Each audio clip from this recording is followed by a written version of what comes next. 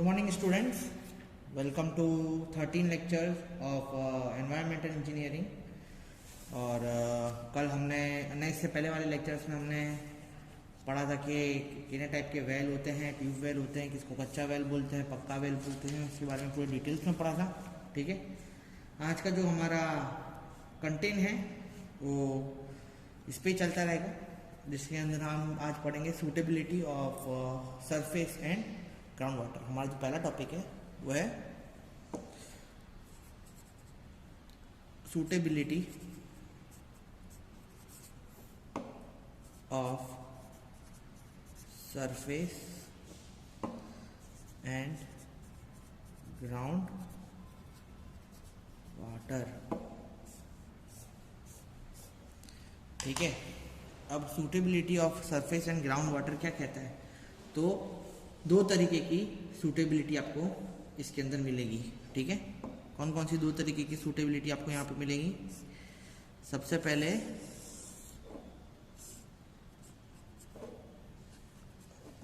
A, suitability of surface water, और दूसरी suitability of ground water. ठीक है, दो तरीके की सूटेबिलिटी होती है। ठीक है, दो तरीके के वाटर होते हैं। ठीक है, एक तो सरफेस वाटर होता है जो पानी के द्वारा अपन को मिलता है, बारिश के द्वारा, रेनफॉल के द्वारा मिलता है। ये भी हमको रेनफॉल के द्वारा मिलता है। ये पेनिट्रेट होकर के कहाँ पे जाता है? ग्राउंड के अंदर जाता है। ठीक है, और ये सरफेस के ऊपर ही रहता है। ठीक है, जहाँ पे भी इंक्लाइन सरफेस देखिए वहाँ पे पानी जमा हो जाता है, या लेक या रिवर के फॉर्म में हमको ये वाटर, सरफेस वाटर मिलता है। ठीक है, इसके अंदर भी दो रिगार्ड्स होते हैं। ठीक है, किसके रिगार्ड में ये चीज़ डिफाइन की जाती है? दोनों चीज़ें ना, दो चीज़ के रिगार्ड में डिफाइन की जाती है। विथ रिगार्ड्स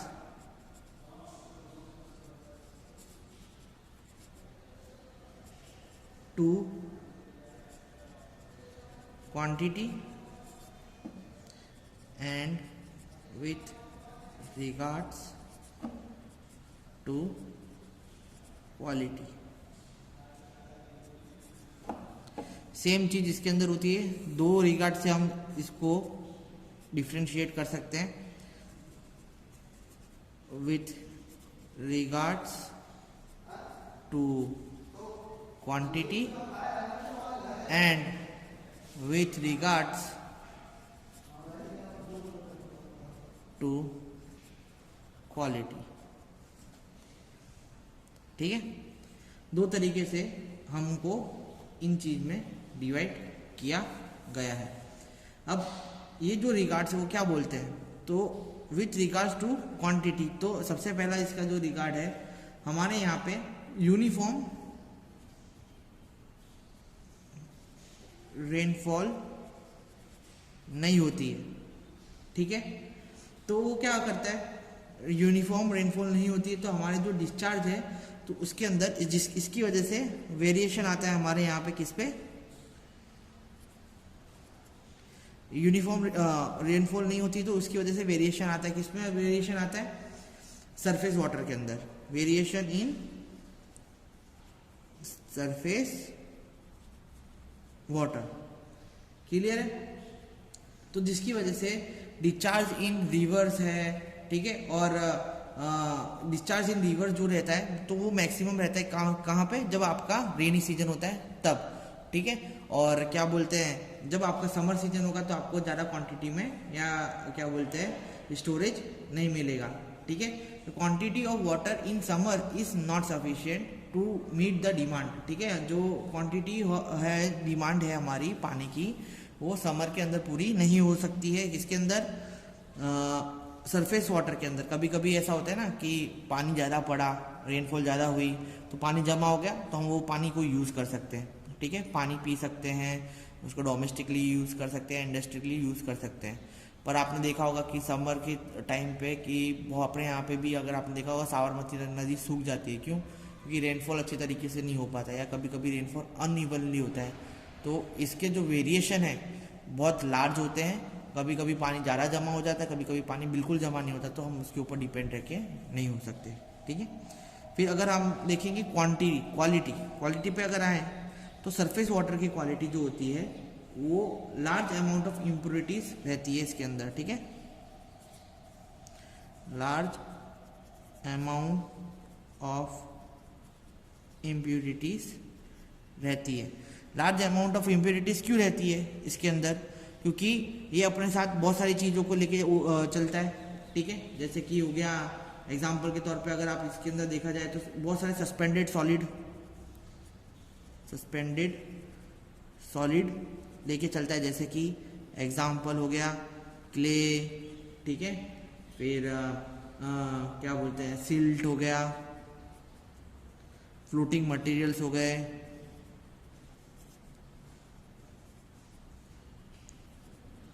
ठीक है। फिर प्लांट्स लीव्स हो गए। तो इतनी सारी इम्प्योरिटीज लेके हमारा ये जो पानी है चलता है, ठीक है। फिर जाके ये इकट्ठा होता है। अब जब इकट्ठा होता है तो इसके अंदर सस्पेंडेड इम्प्योरिटीज के द्वारा बैक्टीरिया के प्रोडक्शन होता है। बैक्टीरिया क्या करता है, बैक्टीरिया का प्रोडक्शन होगा तो एल्गी पैदा होगी, माइक्रो ऑर्गेनिजम्स पैदा होंगे, वो पानी को सड़ाएगा, इम्प्योरिटीज पैदा करेगा, उसके अंदर ऑर्डर पैदा करेगा, ठीक है। फिर वेजिटेशन और क्या बोलते हैं वीड का जो बोलते हैं वीड्स यानी क्या होता है कि पानी के अंदर अनवांटेड प्लांट्स होते हैं ना, वो उग जाते हैं, ठीक है। तो अनवांटेड प्लांट्स को हम वीड के नाम से जानते हैं, ठीक है। जैसे कि पानी है, अब पानी रेनफॉल में पानी गिर रहा है, वो पानी बहते बहते बहते बहते कहाँ पे गया, रिवर में कलेक्ट हो गया। अब वो बहते बहते कितनी सारी इम्प्योरिटीज अपने लेके, कितने सारे बैक्टीरियाज लेके अपने साथ चला होगा, जिसकी वजह से उसके अंदर माइक्रो ऑर्गेनिज्म पैदा हुए। माइक्रो ऑर्गेनिज्म पैदा हुए यानी वो क्या करेंगे, वेजिटेशन पैदा करेंगे, अनवांटेड वेजिटेशन पैदा करेंगे, ठीक है। अनवांटेड वेजिटेशन पैदा करेंगे तो क्या होगा, अच्छी तरीके से पानी के अंदर सनलाइट नहीं पहुंच पाएगी, तो उसके अंदर एल्गी भी पैदा होगी, तो पानी क्या हो जाएगा, यूज के काबिल नहीं रह जाएगा, ठीक है। उसके अंदर बास आने लगेगी, ठीक है। तो इसलिए उसको प्योरिफिकेशन करके पीना पड़ता है, ठीक है। सीवेज और टाउन की सिटीज सूटेबल जो रिवर एरिया के अंदर डिस्चार्ज रहती हैं वो बहुत पॉल्यूटेड रिवर वाटर कर देती है, ठीक है। अब इससे क्या होता है, बहुत सारी इम्प्योरिटीज पैदा लेके चलती रही, तो हमारे जो क्या बोलते हैं ज़्यादातर हमारे जो सीवेज का डिस्चार्ज भी हम रिवर के अंदर ही कर देते हैं, ठीक है। तो एक चीज़ वो चीज़ हमको रोकने की ज़रूरत है। तो एक ये वाला पॉइंट भी बहुत इंपॉर्टेंट है, discharge of sewage is directly done in river which polluted the river, ठीक है। एक ये प्रॉब्लम हो सकती है। और सेकंड क्या हो सकता है, आप इन सब चीज़ों के लिए आप क्या कर सकते हैं, रिजर्वोयर के अंदर अगर बहुत लॉन्ग टाइम पानी रहा है, ठीक है, तो वो पानी के अंदर माइक्रो ऑर्गेनिज्म पैदा हो जाएंगे, ठीक है, कोई भी रिजर्वोयर के अंदर, ठीक है। तो एरिएशन एंड क्लोरीनेशन के द्वारा जो हमारे माइक्रो ऑर्गेनिजम्स हैं वो किल हो सकते हैं। समझ में आ गया आपको, ठीक है।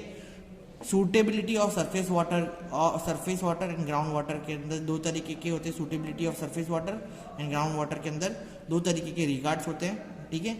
दो तरीके के रिगार्ड्स कौन कौन से, क्वांटिटी और क्वालिटी में दोनों के रिगार्ड्स डिवाइड कर दिए गए हैं, ठीक है। क्वांटिटी अगर देखिए सरफेस वाटर की तो यूनिफॉर्म नहीं रहती है, वेरीज विथ द सीजन, ठीक है। सीजन के साथ वेरिएशन होता रहता है, ठीक है। वेरिएशन विथ सीजन, ठीक है, इन सरफेस वाटर, है ना। अब इसके अंदर देखा जाएगा तो लार्ज अमाउंट ऑफ इम्प्योरिटीज आपको मिलेगी, क्योंकि वो अपने साथ इम्प्योरिटीज लेके चलता है सरफेस वाटर। सस्पेंडेड सॉलिड मिलेंगे, क्ले मिलेगा, सिल्ट मिलेगा, फ्लोटेड मटेरियल मिलेगा, प्लांट्स मिलेगा, ठीक है। फिर डिस्चार्ज ऑफ सीवेज भी डायरेक्टली अपन किसके अंदर करते हैं, पानी के अंदर करते हैं, जिसकी वजह से वो रिवर भी पॉल्यूटेड हो जाता है।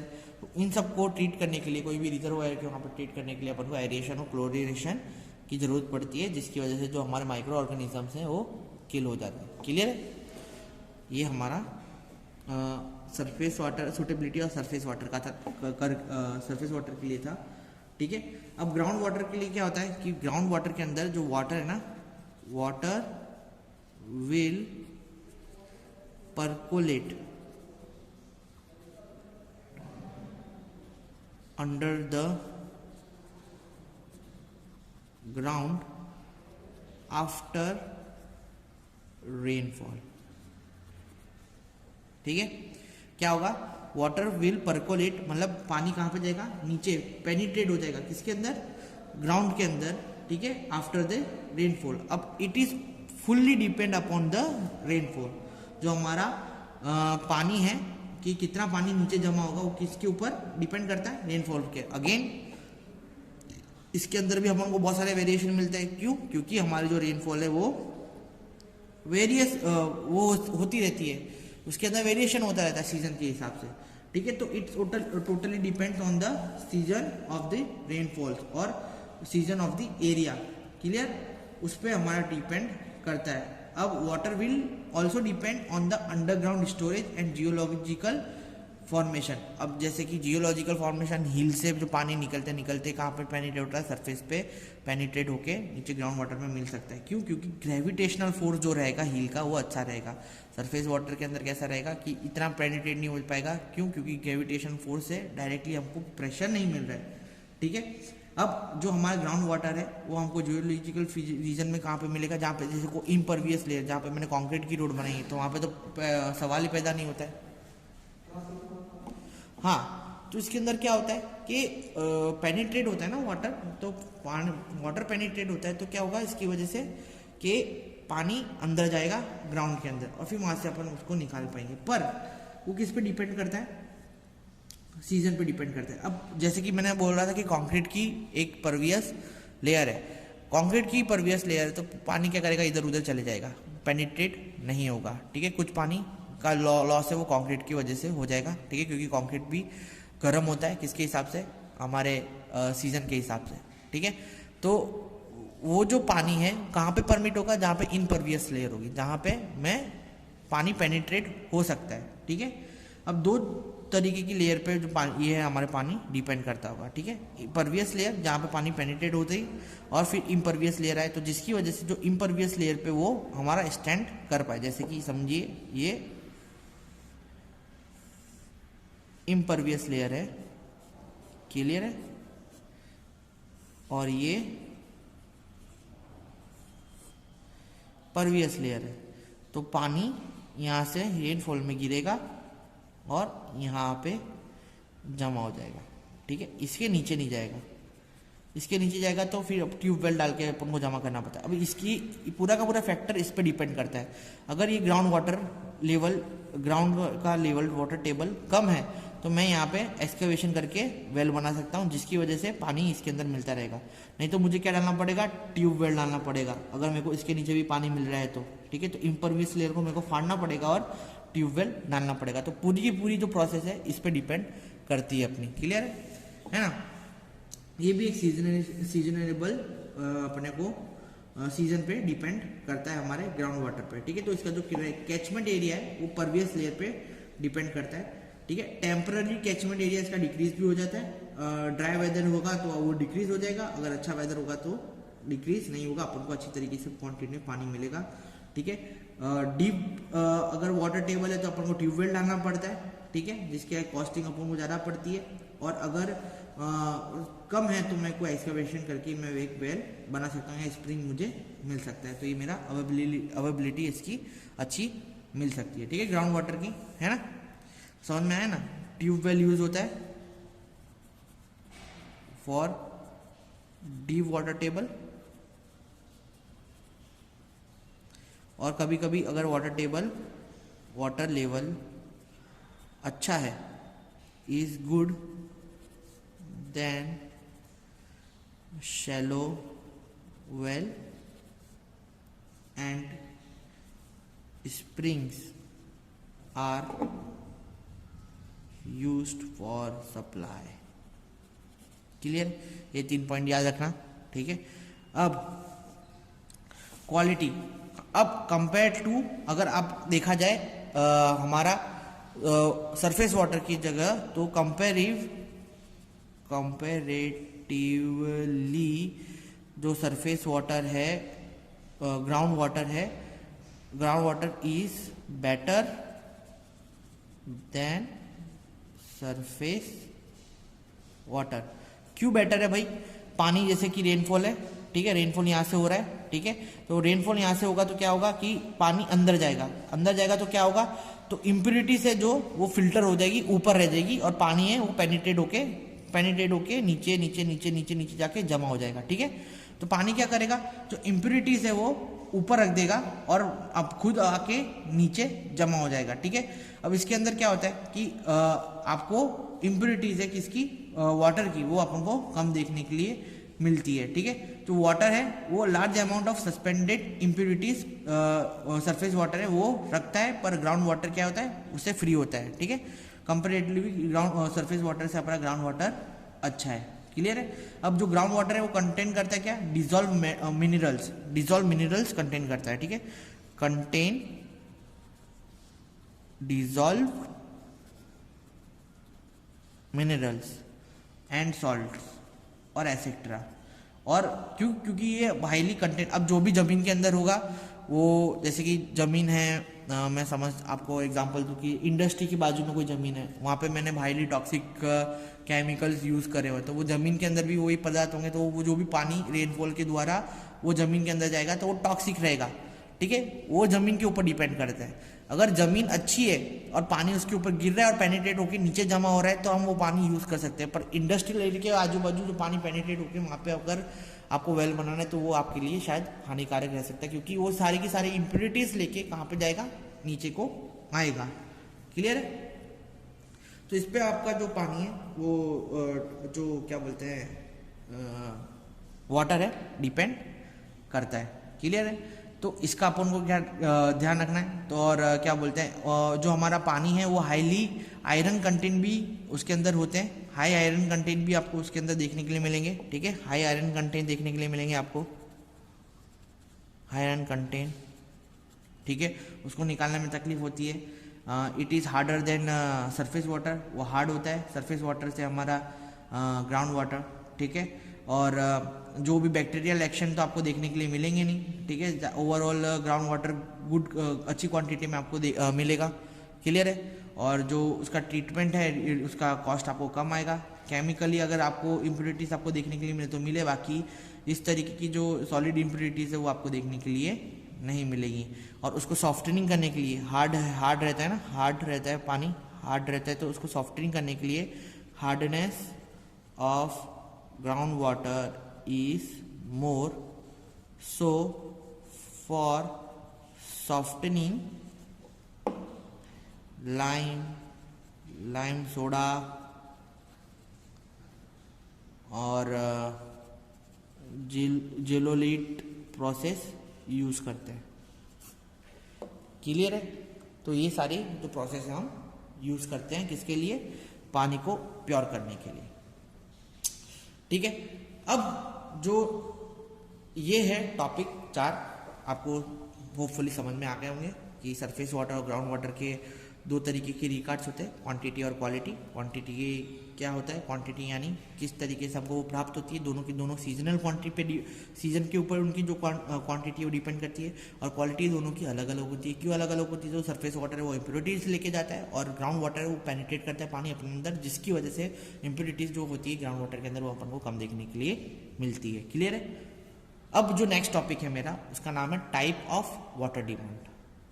तो दोस्तों 2 तरीके की वाटर डिमांड रहती है। सबसे पहले कभी भी मेरे को टाउन या सिटीज़ के लिए वाटर डिमांड प्लान करनी है तो मेरे को उसकी सर्वेइंग करनी पड़ती है और टोटल क्वांटिटी रिक्वायर्ड होती है कोई भी चीज़ की। जब मैं टाउन या सिटी की प्लानिंग कर रहा हूँ तब तो मैक्सिमम जो वाटर रिक्वायरमेंट रहता है मेरा तो वो निकालना मेरा जरूरी रहता है। अब वो कैसे निकालेंगे, तो वो टाइप ऑफ वाटर डिमांड 2 तरीके से वाटर डिमांड का जो है रेट वो निकालना है। तो एक इंजीनियर का पहला ड्यूटी ये है कि हमको वाटर डिमांड निकालना है, क्योंकि water is basic need for any human being, ठीक है। और ऐसा नहीं कि आप ज़्यादा एक्सेस दे दो या कम एक्सेस दे दो दोनों में नुकसान हो सकता है। तो हमको ज़्यादा वेस्ट भी नहीं करना है पानी को और मैक्सिमम यूज़ भी हो जाए पानी का, इस तरीके से अपन को वो जो चीज़ है वो डिज़ाइन करनी पड़ती है। बहुत मुश्किल काम रहता है, बहुत हार्ड काम रहता है, ठीक है। एज अ इंजीनियर आपकी जिम्मेदारी होती है, ठीक है, आप पढ़े लिखें कि आपको जो ज़रूरतमंद है वहाँ तक पानी पहुँचाना है और जो जहाँ पे पानी वेस्ट हो रहा है वहाँ पे पानी रोकना है। एज अ सिविल इंजीनियर आपकी जिम्मेदारी होती है। तो ये बहुत, अगर आप एनवायरमेंटल सब्जेक्ट देखेंगे ना दोस्तों, तो ये बहुत इंपॉर्टेंट सब्जेक्ट है हम सबके लिए, हमारी लाइफ में, हमारी लाइफ के लिए, हमारे आगे वाली पीढ़ियों के लिए बहुत इंपॉर्टेंट सब्जेक्ट है, ठीक है। क्योंकि जिस तरीके से हम अभी इतने लापरवाही दिखाते हैं अपने नेचर के प्रति, हालांकि अभी आप देख रहे हो कि फिर नेचर भी अपने प्रति लापरवाही दिखा रहा है। देखो कोरोना कर दिया, आधे से ज़्यादा लोगों को उड़ा लिया, ठीक है। तो इस तरीके से फिर नेचर भी अपने से बदला लेगा। इससे बेटर है कि हमको पहले सुधर जाए, हमारे पास जितने यूटिलिटीज़ हैं उसका अच्छी तरीके से इस्तेमाल करा जाए, ठीक है। जैसे कि हमको पता है कि ग्राउंड वाटर हमारे पास मिनिमम रहता है, ठीक है, बार बार परकोलेट होकर ये प्रोसेस चलती है। कभी कभी पानी नहीं होता तो हमको पानी की डिमांड पड़ जाती है। जैसे राजस्थान में अगर आप जाओगे तो वहाँ पे आपको पानी की जो तकलीफ है वहाँ पे जाके आपको पता चलेगा। तो ये सारी चीज़ें बहुत इंपॉर्टेंट है हमारे जीवन में कि हमको किस तरीके से जो पानी है उसको अच्छी तरीके से यूटिलाइज करें, फुल यूटिलाइज करें और पर उसका वेस्ट ना करें, ठीक है। तो उसके लिए हमको ये चीज़ पढ़नी है कि वो टाइप ऑफ वाटर डिमांड, तो दो तरीके के टाइप्स होते हैं। तो जो पहला टाइप होता है वो रेट ऑफ डिमांड होता है और दूसरा जो टाइप होता है वो डिपेंड करता है पॉपुलेशन, किस पे, जनसंख्या पे, ठीक है। इस पे तो हमारा कोई कंट्रोल नहीं है, ठीक है, सेल्फ कंट्रोल है ही नहीं इसके ऊपर। इसका तो ये तो बढ़ ही जा रही है दिन ब दिन, जितने लोग टपकते नहीं है उससे ज़्यादा तो हमारी पॉपुलेशन बढ़ती जाती है। तो ये पॉइंट तो हम ना ही भी पढ़े तो कोई मतलब नहीं है। रेट ऑफ डिमांड, अब रेट ऑफ डिमांड क्या होता है, तो रेट ऑफ डिमांड क्या होता है कि कोई भी टाउन है या सिटी है उसका जो वाटर रिक्वायरमेंट रहता है, ठीक है, वो निकाल लिया जाता है, ठीक है। मतलब जैसे कि मेरा एक टाउन है जिसके अंदर मैं देख लूंगा कि कितने सारी इंडस्ट्रीज है, कितने सारे डोमेस्टिक एरिया है, कितने कमर्शियल एरिया है, ठीक है। उसके हिसाब से मैं अब उसका एक डिमांड जनरेट करूंगा, वाटर रिक्वायरमेंट जनरेट करूंगा और वो वाटर रिक्वायरमेंट के हिसाब से मैं क्या करूंगा, मेरा rate of consumption per capita per day पे निकालूंगा। तो ये जो है मेरे को एक जन की वो बताता है कि उसकी कितनी रिक्वायरमेंट है, मतलब पर कैपेसिटी कितनी है, पर कैपिटा कितने पर डे में, कितनी एक जन की कैपेसिटी है पर कैपिटा पर डे में, ये मेरे को रेट ऑफ डिमांड बताता है। पॉपुलेशन टोटली अपने ऊपर डिपेंड करता है। अब कनाडा में आप जाओगे तो कम पॉपुलेशन मिलेगी, ठीक है, तो कम पानी यूज होगा। इंडिया में जाओगे तो बहुत बहुत बहुत बहुत ज़्यादा पॉपुलेशन मिलेगी तो मैक्सिमम पानी यूज होगा। तो ठीक है, उसके हिसाब से पॉपुलेशन के हिसाब से, जैसे कि अभी साल है पॉपुलेशन के, ये पॉपुलेशन यानी आपको है ना, ये इसके अंदर मेथड्स मिलेंगे और जो मेथड्स होते हैं जैसे कि future prediction methods. Future prediction method क्या होता है कि भाई अभी एक साल में इतनी पॉपुलेशन बढ़ेगी तो हम नेक्स्ट साल में भी इतनी पॉपुलेशन बढ़ेगी तो नेक्स्ट साल हमको इतनी पानी की रिक्वायरमेंट रहने वाली है, ठीक है। अब नेक्स्ट साल इतनी पानी की रिक्वायरमेंट रहने वाली है तो हमको फिर क्या निकालना पड़ेगा, उसके लिए बिल निकालना पड़ेगा कि भाई इतनी पानी की रिक्वायरमेंट होने गवर्नमेंट को बताना पड़ेगा कि क्यों इतनी पानी की रिक्वायरमेंट रहने वाली है। तो ये सारी चीज़ हैं तो डिपेंड करती हैं फोरकास्ट पे, फ्यूचर फोरकास्ट पे, ठीक है। तो पॉपुलेशन और वाटर की स्कीम उस पर डिपेंड करती है और ये पर कैपिटा पर डे, मतलब एक बंदा कितना एक दिन में यूज कर रहा है, रेट ऑफ डिमांड उस पर डिपेंड करता है। अब इन दोनों के बारे में हम आगे कल पढ़ेंगे। आज के लिए आज का लेक्चर इतना ही रखते हैं, ठीक है। और मैंने जो बोला है उस पर आप थोड़ा गौर फरमाइएगा। और ये सब्जेक्ट बहुत अच्छा है, बहुत बेहतरीन है, इसमें हमको मार्क्स नहीं लाना है। मैं आपको चोखा बोलता हूँ, हमको सिर्फ पास होना है, इसमें मार्क्स नहीं लाना है। इस पर हमको पढ़ना है, सीखना है। हर सब्जेक्ट में अपन को सीखना है। मैं ऐसा नहीं बोल रहा हूँ आप स्कोर करो, पर जितना भी मैं पढ़ा रहा हूँ या मैं आपको मन से पढ़ा रहा हूँ, आप मन से पढ़िए और मन से आगे बढ़िए, ठीक है। और ये सारी चीज़ें अपने जीवन में उतारिए, ठीक है। हम ऐसा नहीं है मगअप करके, उल्टी करके, वॉमिटिंग करके पास हो गए, वैसा नहीं करना है अपन को एक अच्छा इंजीनियर बनने का, ठीक है। अच्छा इंजीनियर क्या करता है, अच्छा इंजीनियर मार्क्स के पीछे नहीं जाता है। अच्छा इंजीनियर अच्छी जिंदगी के, अच्छी लाइफस्टाइल के पीछे भागता है, अच्छे लिविंग स्टैंडर्ड के पीछे भागता है, ठीक है। और अपने आजू बाजू लोगों के लिविंग स्टैंडर्ड को भी सुधारता है। तो हमको वैसा बनना है, ठीक है। तो आज के लिए जो लेक्चर है हम इतना ही रखते हैं, कल नए लेक्चर में मिलेंगे। उसके लिए शुक्रिया आज का लेक्चर देखने के लिए, ठीक है। और कोई भी डाउट्स हो तो आप मुझे बताइए आपको क्या करना है, ठीक है। Bye bye, have a nice day.